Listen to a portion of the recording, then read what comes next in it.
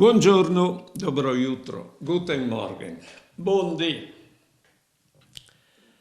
Una femmina mi diceva che chi non è il tempo di vai in strismuarsi vonde, di viodi di noi essi infettas e vonde, che chi ha il tempo di ciri di capì e di capì prima di tutto che il coronavirus non è un castigo di Dio.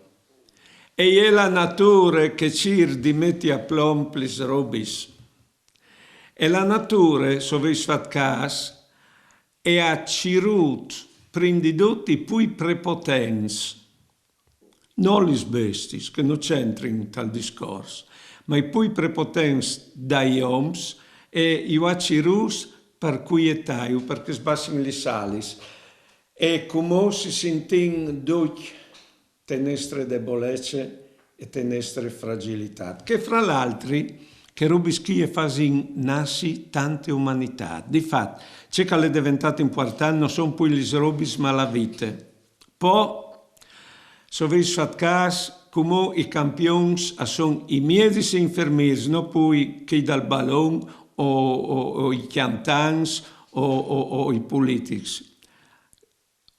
Che viodin de vita sono importanti come.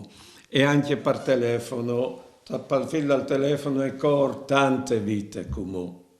Rispetto a una volta che correva in nome a farso oraris per telefono. Insomma, che chi ha il tempo de spiritualità, mi diceva che femmine. E io credo che dimensione chi ha sedi rinforzate di queste esperienze. E io ringrazio il Signore che ho riveduto a conquistare anche queste dimensioni delle nostre vite.